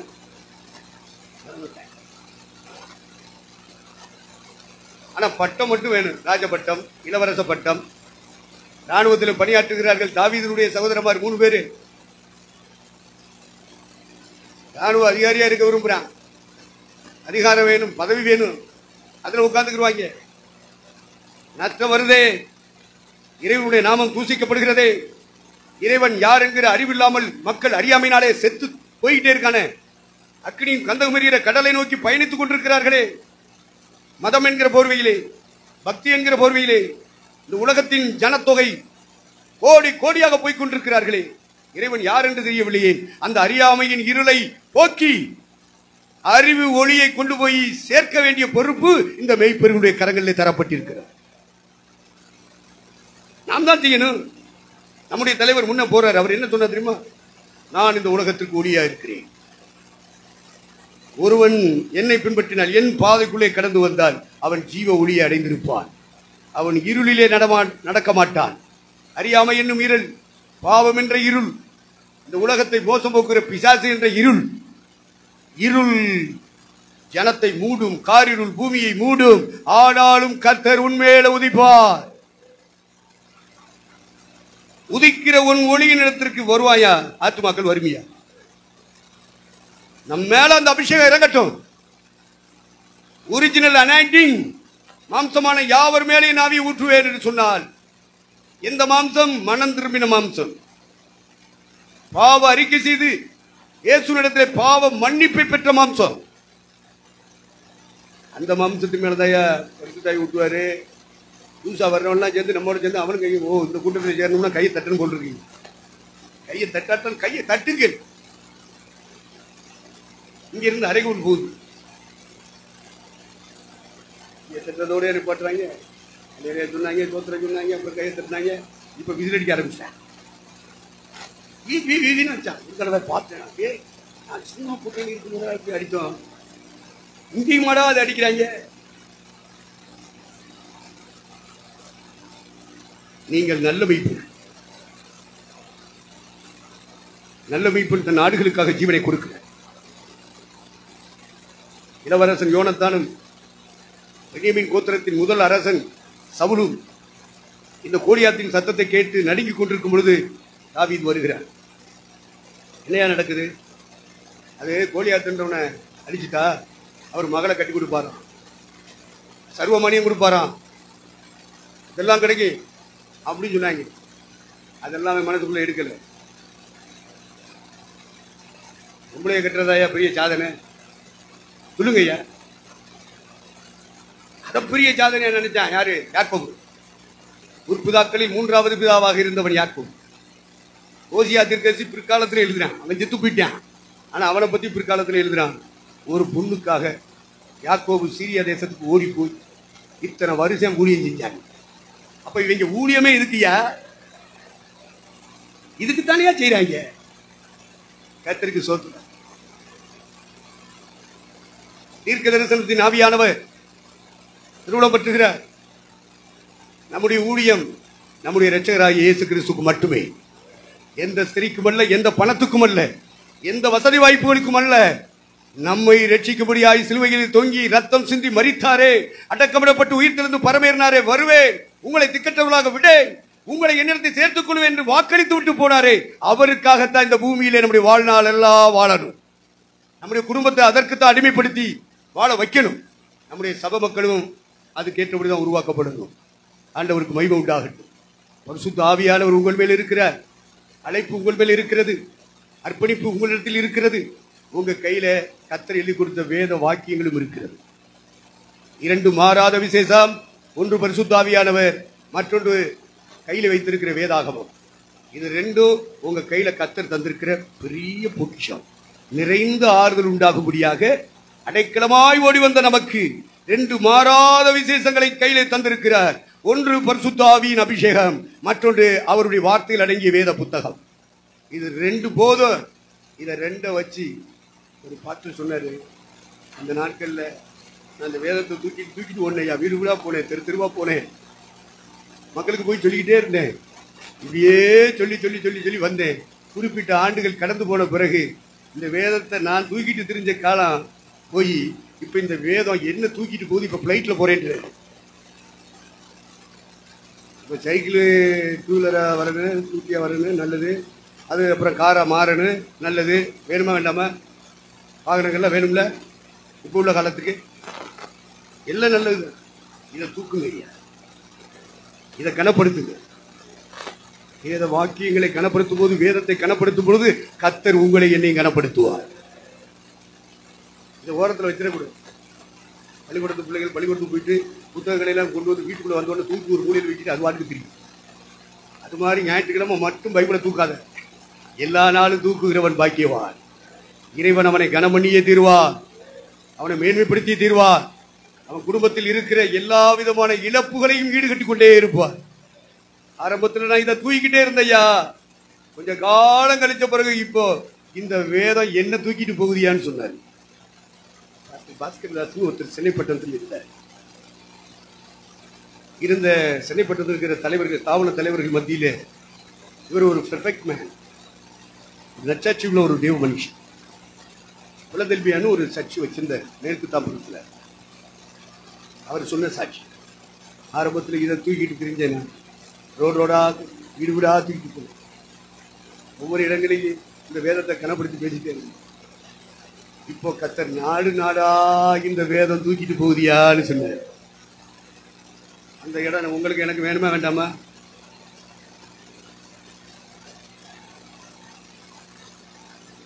நல்லது, வேணும். அதுக்கு தான் கூடி கூடி ஜெபம் பண்ணிட்டே இருக்கோம். மந்தில் ஒரு முறை ஏன் கூடி வருகிறோம்? இதே நிலை நீடிக்க கூடாது, அதை விட மேலான நிலைக்கு கர்த்தர் நம்ம கொண்டு போகணும். இதுல இந்த முருங்கைக்காய் எத்தனை வளர்த்தார். நம்ம கையில் இருக்கிற சபையை வளர்க்கணும். அவன் சொல்றான், தகப்பனும் தாயும் இல்லாத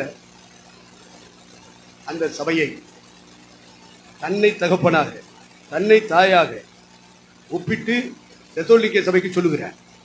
பால் கொடுக்கிற தாயானவர் 1 தெசலோனிக்கே 2:7-8 அந்த வசனங்களை வாசிக்கும் போது அங்கே சொல்லப்பட்டிருக்கிறது, பால் கொடுக்கிற தாயானவன் தன் பிள்ளையை காப்பாற்றுவது போல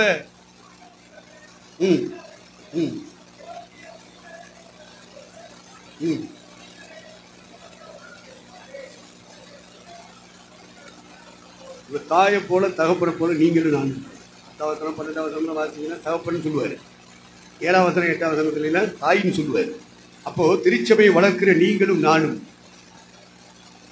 சபைக்கு தாயாகவும் தகப்பனாகவும் தேவனால் நியமிக்கப்பட்டிருக்கிறோம் என்பதை மறந்துவிடக் கூடாது. அக்சால் என்ற எஸ்தரை முருதகாய் வளர்த்தது போல உங்கள் கரங்களில் கொடுக்கப்பட்ட ஆத்துமாக்கள் அடங்கிய திருச்சபையை அதை நடத்துகிற நீங்களும் நானும் எஸ்தரை வளர்த்தது போல, முருதகாய் வளர்த்தது போல நீங்களும் நானும் வளர்க்க வேண்டும். கர்த்தருக்கு மகிமை உண்டாகட்டும். அப்படி வளர்ப்பதற்காக பவுல் தன்னை தாயாக, அது எந்த தாயோட ஒப்பிட்டு பேசுறான் தெரியுமா? பிள்ளைத்தாச்சி. பால் கொடுக்கிற தாயானவள் பிள்ளையை பெற்ற பொழுது அந்த பிள்ளையை எவ்வளவு கண்ணு நிறுத்தமாக பாதுகாப்பார். ஈப்படாமல், இரும்பு கடிக்காமல், கொசு கடிக்காமல் அந்த குழந்தையை உறங்க வைப்பார். அது விரும்புதோ விரும்பலையோ அதுக்கு பால் ஊட்டுவாள். பால் கொடுக்கிற தாயானவள் தன் பிள்ளைகளை காப்பாற்றுவது போல நாங்கள் உங்கள் மேல் வாஞ்சியாயிருந்து இந்த திருவசனமாகிய ஞானப்பாலை கொடுத்து கொடுத்து ஊட்டி ஊட்டி வளர்க்கிறோம். நம்முடைய சபையின் மக்களை வளர்க்க வேண்டிய பொறுப்பிலே உங்களை என்னையும் கர்த்தர் நியமித்திருக்கிறார். மாம்சத்தின்படி நமக்கு மனைவி பிள்ளைகள் இருக்கிறார், புருஷன் பிள்ளைகள் இருக்கிறார். அதையும் வளர்க்க வேண்டும், அது ஒரு பாரம். இதையும் வளர்க்க வேண்டும். ஏன்னா கிறிஸ்துவுக்கு மனைவியாக மனவாட்டியாக கொண்டு போய் நிறுத்த வேண்டிய பொறுப்பு உங்களுக்கு எனக்கு இருக்கு. வெறும் நற்செய்தி ஊழியம் மட்டுமல்ல, ஆத்தும ஆதாய ஊழியம் மட்டுமல்ல, ஆதாயப்படுத்தப்பட்ட ஆத்துமாக்களை ஆயத்தப்படுத்தும் ஊழியம் உங்கள் கைகளிலே என் கைகளிலே தரப்பட்டிருக்கிறது. இதை புரிந்து கொள்ள வேண்டும். இது பரிபூர்ண சித்தம். மக்களை ஆதாயப்படுத்துவது ஒரு ஊழியம், ஆதாயப்படுத்தப்பட்ட மக்களை இறைவனிடத்தில் கொண்டு போய் சேர்ப்பதற்காக ஆயத்தப்படுத்துவது இன்னொரு ஊழியம். இந்த 2 பகுதியையும் கர்த்தர் உங்க கையில என் கையில தந்திருக்காரியா? இதாயா பரிபூர்ணமான சித்தம். அக்சால் என்னும் அந்த எஸ்தரை அவள் வளர்த்தால் தாயை போல தகப்பனை போல இருந்தானா? எல் ஷடாய் என்ற ஹீப்ரு வேர்டுக்கு மீனிங் சொல்லி தர்றாங்க பரிசுத்தவான்கள். எல் ஷடாய் என்றால் சர்வ வல்லமுள்ள கர்த்தர் அல்ல. தாயை போல தகப்பனை போல இருக்கிறேன். ஆபிரகாமே, என்னால் அழைக்கப்பட்ட ஆபிரகாமே, பயப்படாதே, நான் உனக்கு தாயை போல தகப்பனை போல அன்பு செலுத்துகிற ஒருவராய் இருக்கிறேன் என்று கர்த்தர் சொன்னார்.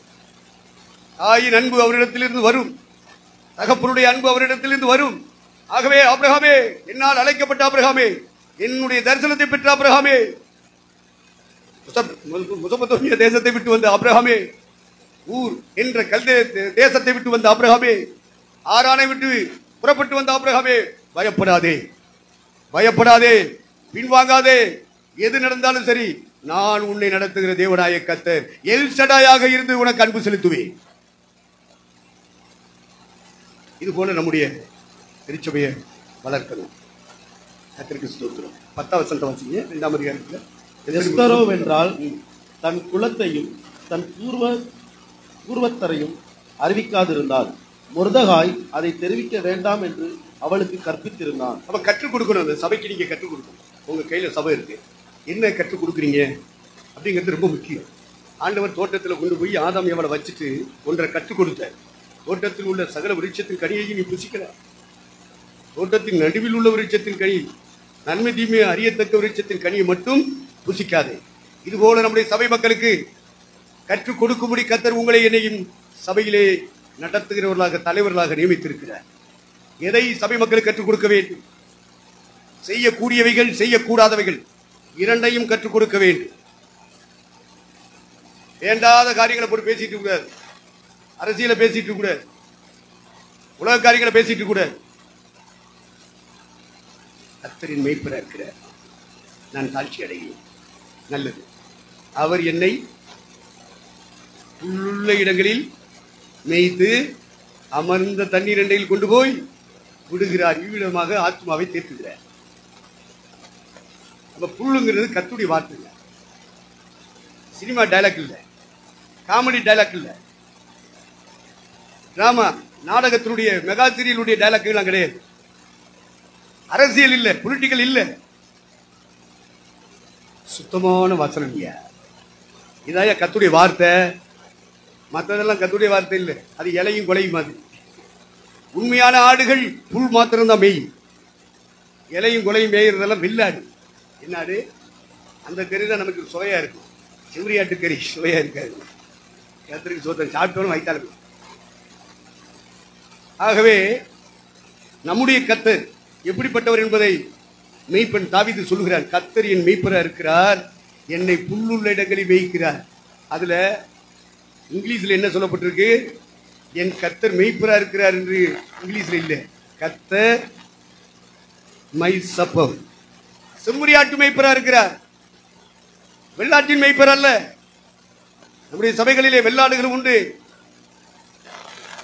செம்மறியாடுகள் உண்டு. ஆனா செம்மறியாடு மட்டும்தான் மெய்ப்பருடைய சத்தம் கேட்கும். அது புல்லு மாத்திரம்தான் மேயும். இலையும் கொலையும் ஒழிச்சு போறதெல்லாம் மேயிறது வில்லது. அரசியலை மேயிறது, சினிமாவை மேயிறது, நாட்டு நடப்பை மேயிறது. கேட்டியலா அண்ணன், கேட்டியா பாஸ்டர், கேட்டியலா? நாட்டு நடப்பை கொண்டு பேசு, வசனத்தை பேசுங்க ஐயா. வாயை திறந்தா கர்த்தருடைய வார்த்தை வெளிப்படுத்து. உங்களுக்குள்ள இருப்பது பரிசுத்த ஆவியானவர். அவர் பேசுகிறது அனைத்தும் கர்த்தருடைய வார்த்தைகளைத்தான் பேசுவார். அதனால மத்தெல்லாம் பேசக்கூடாதுன்னு நான் சொல்லல. ஆனா திருச்சபையில் நீங்க எந்திரிச்சு நின்றா கர்த்தருடைய வார்த்தை தான் வரணும். நேரத்தை வீணாக்க கூடாது. சனிக்கிழமை தேவசமுத்திரம் உட்கார்ந்து ஞாயிற்றுக்கிழமை செய்தி கொடுக்கிறது. பரத்திலிருந்து நம்முடைய சபை மக்களுக்கு என்ன வார்த்தைகளை கர்த்தர் கொடுக்க விரும்புகிறார் என்பதை சாட்டர்டேயே உட்கார்ந்துரு. ஊரை சுத்தி தெரியக்கூடாது. உட்கார்ந்துரு, தேவனை நோக்கி காத்துரு. அப்பொழுது கர்த்தர் கிருபையும் தருவார், வசனங்களையும் தருவார். அவன் அவனுக்கு இன்னபடி உத்தரவு சொல்லத்தக்கதாக உங்கள் வசனங்கள் கிருபை பொருந்தினதாக அந்த ஞாயிறு ஆராதனை செய்திகள் வரும். அதுல ஒரு கிருபை சேர்ந்து வருமியா? அது மட்டுமா? உப்பால் சாரமேற்றப்பட்டதாயும் இருக்கும். நம்முடைய சாட்சியின் அனுபவங்கள், சத்தியத்தின்படி வாழ்கிற வாழ்க்கையின் அனுபவங்கள், இதெல்லாம் உப்பு. உப்பு சாரமற்று போனால் இதனால் சாரமாக்கப்படும் நமக்கு சொன்னாங்க.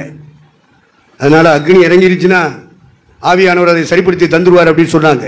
விசுவாசிப்போம், நம்புவோம், அப்படியே சொல்லி தொடர்ந்து ஜெபிப்போம். இங்க ஜெபம் பண்ணா போதாது. ஐயா ஜெபம் பண்ணுவார்கள், மைக்கு கொடுத்தோன்னு வந்து ஜெபம் பண்ணிட்டு போறோம்ல. அப்ப மைக்கு கொடுக்காட்டா நீங்க எல்லாம் பாவிகளா? இல்லை இல்லை, அடுத்த முறை உங்களுக்கு வாய்ப்புகள் தரப்படும். கர்த்தருக்கு சோத்திரம். அதனால கொடுக்கப்பட்டவங்க தான் பெரியவங்க அப்படின்னு நினைக்காதீங்க. நம்ம எல்லாருமே பெரியவங்க தான். நம்ம எல்லாருமே அழைக்கப்பட்டவங்க, நம்ம எல்லாருமே அபிஷேகம் பண்ணப்பட்டவங்க, நம்ம எல்லாருமே தரிசனம் பெற்றவங்க. நம்ம எல்லாருக்கும் சபை இருக்கு. we are all pastors. இது மேய்ப்பர்களின் கூடுகை. கர்த்தருக்கு மகிமை உண்டாகட்டும். ஆகவே நீங்கள் நானும் அக்ஸாலை எஸ்ரை வளர்த்தது மாதிரி வளர்த்து கொண்டு வரும்போது கற்றுக் கொடுத்தான் பாருங்க. என்ன கற்றுக் கொடுத்தான்? பூர்வத்தரத்தை பேசாத, உன் குலத்தை பேசாத, உன் ஜாதி சமுதாயத்தை தூக்கி பிடிக்காத, வாயை புத்திட்டு இருக்கணும். என்ன அப்படி நான் வாயை புத்திட்டே இருந்தால கற்றுக் கொடுக்கப்பட வேண்டிய விஷயங்கள் என்ன என்ன எவைகள் சொல்லிக் கொடுக்கப்பட வேண்டும் சபை மக்களுக்கு, அவர்களை பரலோகத்துக்கு ஆயத்தப்படுத்த, மணவளனாக இரட்சகர் இயேசு வரும்பொழுது அவருக்கு முன்பாக கொண்டு போய் நிறுத்தப்படுவதற்கு நம்முடைய கரத்திலே தரப்பட்ட ஆன்மாக்களுக்கு, ஆத்துமாக்களுக்கு, விசுவாச பிள்ளைகளுக்கு கற்றுக் கொடுக்கப்பட வேண்டியவைகளை வேதாகமத்தில் இருந்து தெளிவாக நாம கற்றுக்கொள்ளணும். வேதாகமத்திலிருந்து அவங்களுக்கு சொல்லிக் கொடுக்கணும். அதுக்கு தான் பயிற்சி வைத்திருக்கிறோம் என்று ஒரு நபர் நமக்கு சொன்னார், ஒரு பாஸ்டர். கர்த்தருக்கு ஸ்தோத்திரம். அதனால படியுங்கள், கற்றுக்கொள்ளுங்கள், கற்றுக் கொடுங்கள். அல்லேலூயா. ஆண்டவராகிய இயேசு கிறிஸ்து 3 ஆண்டுகள் கற்றுக் கொடுத்தார். கற்றுக் கொடுத்தவர்கள் அத்தனை பேரும் கையெழுத்து போடக்கூடிய திராணி உள்ளவர்கள் அல்ல, எல்லாம் கை நாட்டு வைக்கக்கூடியவங்க. அவங்க தான் பின்னாட்கள் அப்போஸ்தலராக உயர்த்தப்பட்டார்கள். 3 ஆண்டு காலம் உலக படிப்பு படிக்காட்டாலும், எழுத்தறிவும் படிப்பறிவும் இல்லாவிட்டாலும் வேதாகம அறிவை எம்பெருமான் இயேசுவின் பாதத்தில் 3 வருடங்கள் படித்துக் கொண்டார்கள். ஆண்டவர் உயிர்த்தெழுந்து கேட்டார், எப்பா 3 வருஷம் உங்களோட இருக்கும்போது ஆதியாகமத்திலிருந்து மல்கியா வரைக்கும் சொல்லிக் கொடுத்தேன். மோசையின் ஆகமங்களிலும் தீர்க்கதரிசன புத்தகங்களிலும் சங்கீதங்களிலும் என்னை குறித்து எழுதியிருக்கிறவைகள் எல்லாம் நிறைவேற வேண்டும் என்று சொல்லிட்டே வந்தனப்பா. அவ்வளவு கூட்டு போய் வந்திருக்காயா? சும்மா போவோம், அதில் பங்கெடுப்போம், அந்தந்த இவரோட போய் சேர்ந்தோம்னா நல்ல சாப்பாடு கிடைக்குது, அப்பமும் கிடைக்குது, மீனும் கிடைக்குது, போகிற இடங்களையும் கூப்பிட்டு வச்சு நல்லா விருந்து கொடுக்காங்க, சாப்பிடுவோம் தான் இருந்திருக்கேன். அதனால தான் உயிர்த்தெழுந்து இவங்களெல்லாம் தேடி பிடிச்சாரு. தேடி பிடிச்சி சொன்னாரு, டே 3 ஆண்டு காலம் உங்களுக்கு போதிச்சுனடா. அப்ப பைபிளை கொடுத்துருக்க, பயிற்சி மட்டுமல்ல, பைபிளை கொடுத்துருக்க. மோசையின் ஆகமங்கள் 5, தீர்க்கதரிசன புத்தகங்கள், வரலாற்று புத்தகங்கள், சங்கீத புத்தகங்கள் எல்லாம் இணைந்து முழு புத்தகத்தையும் அந்த நாட்களிலே தம்மை பின்பற்றுகிற சீடர்களுக்கு கற்றுக் கொடுத்தார். கை நாட்டு போடுறவனா இருந்தாலும் கற்றுக்கொண்டார்களே. அவர்கள் படிப்பறிவு இல்லாதவர்கள் தான், பேதமை உள்ளவர்கள் தான். ஆனால் இயேசுவின் இடத்திலே படிப்பு பெற்றவர்கள், பைபிளை படித்தவர்கள், வேதாகம சத்தியங்களை புரிந்து கொண்டவர்கள். ஆகவே நீங்களும் நானும் வேதத்தில் பயிற்சி உள்ளவர்களாகவும் படித்தவர்களாகவும் இருக்க வேண்டும் என்பது கர்த்தருடைய சித்தம். தேவனுக்கு மகிமை உண்டாகட்டும். பூர்வோத்தரத்தை சொல்லாத, குலத்தை சொல்லாத, உன் கோத்திரத்தை சொல்லாத, உன் ஜாதி, உன் சமுதாயம், உன் பாட்டன் பூட்டன் இதெல்லாம் பேசாத. எல்லாம் குப்பை, நஷ்டம்னு விட்டுரு. நீ யூதனா இருக்கலாம். 8ஆம் நாள் விருத்தசனம் பெற்ற பெருமை அவனுக்கு. யாருக்கு? பவுலுக்கு. கர்த்தருக்கு ஸ்தோத்திரம். இந்த மாதிரி சில பெருமையான விஷயங்கள் உன் வீட்டில், உன் குடும்பத்தில் இருக்கலாம். ஆனால் அதில் இருந்து நம்மை கர்த்தர் பிரிக்கிறார். ஆண்டவருக்கு மகிமை உண்டாகட்டும். ஆகவே இந்த பூலோகத்தில் நமக்கு எதெல்லாம் மேன்மையா தெரியுதோ அதையெல்லாம் நீங்க நஷ்டம் என்று விட ஆயத்தமா இருக்கணும். குப்பையாக நீங்க கருதணும். நான் விட்டுட்டேன்னு சொல்லி சில சபையில் உள்ளவங்க சொல்லுவாங்க, நாங்களாம் விட்டவர்களும் விருத்தவர்களும் தான். கர்த்தருக்கு ஸ்தோத்திரம். என்னத்தை விட்டாண்டா அப்படின்னு நீங்க சொல்லி கொடுக்கணும். ஆனா நீ விட்டதும் வெறுத்ததும் உண்மைதான். ஆனா அனைத்து குப்படா. நாங்க பிரதிஷ்டை பண்ணப்பட்டோம். என்ன பிரதிஷ்டை பண்ணிட்ட நீ? கர்த்தருக்கு ஸ்தோத்திரம். ஏசுநாதர் கூட பயிற்சி எடுத்தார்களே, அவர்களை விடவா நீ உங்களுடைய பிரதிஷ்டை பெருசு? அதை விடவா உங்களுடைய சாக்ரிஃபைஸ், தியாகம்? எல்லாம் குப்பை. குப்பையை போட்டு மேன்மையா பேசாதே. நீங்களும் சொல்லிக் கொடுக்கணும், நீங்களும் அந்த இடத்துக்கு வரணும். இப்படி அக்ஸாலுக்கு சொல்லிக் கொடுத்து வளர்த்தான். கடைசியா வசந்த வாசிங்க, நிறைவு செய்கிறேன். எஸ்தர் புத்தகத்தில் 6ஆம் அதிகாரத்தில் 10ஆம் வசனம் என்ன எழுதியிருக்கு? அப்பொழுது ராஜா ஆமானை நோக்கி, சீக்கிரமாய் நீ சொன்னபடி வஸ்திரத்தையும் குதிரையையும் கொண்டு போய் ராஜா அரண்மனையின் வாசலில் உட்கார்ந்திருக்கிற யூதனாகிய மொர்தெகாய்க்கு அந்த பிரகாரம் செய். நீ சொன்ன எல்லாவற்றிலும் ஒன்றும் தவறாதபடி பார் என்றான். இந்த மொர்தெகாய் ஆரம்பத்தில் உட்கார்ந்திருந்த இடம் கேட்கிப்பரியா, வாசல் காக்கிறவன். வாசல்ல உட்கார்ந்துருக்கான். வர்றவன் போறவனுக்கு எந்திரிச்சு பிரைஸ்லான்னு சொல்லிட்டே இருக்கணும். பிடிச்சவன் பிடிக்காதவன், நண்பன் நல்லாதவன், அத்தனை பேரும் அரண்மனைக்குள்ள வந்துக்கிட்டு போயிட்டே இருப்பான். இவன் மட்டும் வாசலிலேயே உட்கார்ந்துருக்கான். வாசலில் உட்கார்ந்திருக்கிறானே மொர்தெகாய். இதுபோல அழைக்கப்பட்ட தேவதாசனே, திருச்சபை நடத்தும் தலைவர்களே, பரிசுத்த ஆவியினால் நிரப்பப்பட்டவர்களே, பரலோக தரிசனத்தை பெற்றவர்களே, ஆத்தும பாரத்தோடும் கண்ணீரோடும் நீங்கள் உட்கார்ந்திருக்கிற இடம் அற்பமான இடமாக இருக்கலாம். வரவன் போறவனுக்கு சலீட் பண்ணிட்டு உட்கார்ற இடமா இருக்கலாம். அந்த வாசல்ல உட்கார்ந்துருக்கையா, என் ஊழியம் அப்படித்தான் இருக்கு, என் இடம் அப்படித்தான் இருக்கு, என் மக்கள் அப்படித்தான் இருக்காங்கன்னு சொல்லிட்டு இருக்கீங்களா? இப்போ ஆண்டவர் சொல்லுகிறார், அந்த மனுஷனை கனப்படுத்த போறேன், அந்த மனுஷனை கனப்படுத்த போறேன், அவனுக்கு வாகனங்களை தர போறேன், அவன் இனி எனக்கு அடுத்த ஸ்தானத்தில் வைக்க போறையா. கர்த்தருடைய ஆவியின் அபிஷேகத்தின் எல்லைக்குள்ளே, தேவனுடைய ஊழியத்தின் எல்லைகளிலே இன்று இருப்பது வாசலாக இருக்கலாம். ஆனால் ராஜாவிடத்திலிருந்து உத்தரவு வருகிறது, அந்த மனுஷனுக்கு நீ நன்மை செய்ய போ. ஆமாம் தான் எதிரி. அந்த எதிரியை அவன் காலடிக்கு கீழே அனுப்புகிற ஒரு நாள் வருகிறது. யார் யார் உங்களை எதிர்க்கிறார்கள், யார் யார் உங்களை குறை சொல்கிறார்கள், யார் யார் உங்களை அற்பமா எண்ணிக்கொண்டிருக்கிறார்கள், அது உறவினர்களா, நண்பர்களா, பக்கத்து சபையா, ஊழியர்களா, யாராக இருந்தாலும் சரி, நீ உட்கார்ந்து இருக்கிற இடம் வாசலா இருக்கட்டும், கேட்கீப்பரா இருக்கட்டும், ஆனா கர்த்தர் உன்னை உயர்த்துகிற நேரம் வருகிறது. சீக்கிரமாய் செய் என்று கர்த்தர் உத்தரவிடுவார். குதிரைனா வாகனம் யா, வஸ்திரம் ராஜ வஸ்திரம் யா. நீ என்னெல்லாம் எப்படியெல்லாம் ட்ரெஸ் பண்ணு ஆசைப்படுற, அதுல ராஜ வஸ்திரம், ராஜ ட்ரெஸ் கர்த்தர் உனக்கு கொடுத்த போகிறார். நீ போக வர உனக்கு கர்த்தர் வாகனத்தை தரப்போகிறார். உனக்கு ஒரு அதிகாரம் வரப்போகிறது, ஒரு வல்லமை வரப்போகிறது, ஒரு தேவ கிருபை இறங்க போகிறது, தேவனுடைய அபிஷேகம் இன்னும் அதிகமாக இறங்க போகிறது. கர்த்தருடைய கரத்திலே நீயும் நானும் ராஜ முடியாய், ராஜ கிரீடம் தரித்தவர்களாய் இருக்கிற எல்லையிலே கர்த்தர் உயர்த்த போகிறார். குடும்பத்திலே அந்த மேன்மை வரப்போகிறது, ஊழியங்களிலே அந்த மேன்மை வரப்போகிறது. பரிசுத்த ஆவியானவர் அதை செய்ய போகிறார். எதிரிகள் மட்டங்கடிக்கப்படுவார்கள், எதிர் வல்லமைகள் கீழ்ப்படுத்தப்படும், எல்லா தீய சக்திகளும் முடங்கும். இயேசு கிறிஸ்துவின் நாமத்தினாலே நம்பி நிற்கிற உங்களை என்னையும் கர்த்தர் உயர்த்த போகிறார், உயர்த்த போகிறார், உயர்த்த போகிறார். எல்லா சோர்வுகளையும் கர்த்தர் மாற்றுவார், எல்லா பிரச்சனைகளையும் கர்த்தர் மாற்றுவார். எல்லாவற்றிலும் இருந்து கர்த்தர் உயர்த்த போறாரியா. இன்னைக்கு இருக்கிற நிலைமையை பார்க்காத, கர்த்தருடைய உத்தரவு வருகிறது. கர்த்தர் பரத்திலிருந்து உத்தரவிடுகிறார். நீ இருக்கிற இடத்திலேயே மேன்மைப்படுத்தப்பட போகிற அந்த தேசத்துக்கே உன்னை கர்த்தர் வளம் வர வைக்க போகிறார். நீ கார்ல போறத பார்க்கத்தாய போறாங்க. இன்னைக்கு அற்பமா நினைக்கிறவெல்லாம் நீ கார்ல போறத பார்க்கத்தான் போறாங்க. நீ ட்ரெஸ் பண்ணிட்டு போற பாரு, இந்த ராஜ கிரீடத்தோட, ஒரு அதிகாரத்தோட, தெய்வீக அதிகாரத்தோட, வல்லமையோட எல்லாம் சுத்தி இருக்கிறவன் பார்க்கத்தான் போறான். அவன் பார்க்க பார்க்க கர்த்தர் உன்னை உயர்த்த போறாரியா. பார்க்க பார்க்க உன் பிள்ளைகளை உயர்த்த போகிறார். பார்க்க பார்க்க உன் குடும்பத்தை கர்த்தர் உயர்த்த போகிறார். கர்த்தர் உயர்த்துவார். ஆனால் தடை செய்கிறவன் யார்? யார் தடுக்க முடியும்? உன்னை கர்த்தர் உயர்த்துவதற்கு திட்டமிட்டு விட்டார், தீர்மானித்து விட்டார். அதற்காகத்தான் முருதுகாயை போல கர்த்தர் உன்னை என்னை அழைச்சிருக்கிறார் என்ற வார்த்தையை கொண்டு வந்து உங்கள்கிட்ட சேர்க்கும்படி செய்திருக்கிறார். கர்த்தர் யாரோடு பேசினாரோ அவர்கள் எல்லாரும் எழுந்து நிற்போம், ஜெபிப்போம். தொடர்ந்து கர்த்தருடைய தாசுடைய கரத்தில் நான் ஒப்புக் கொடுக்கிறேன். எல்லாரும் கண்களை மூடுவோம்.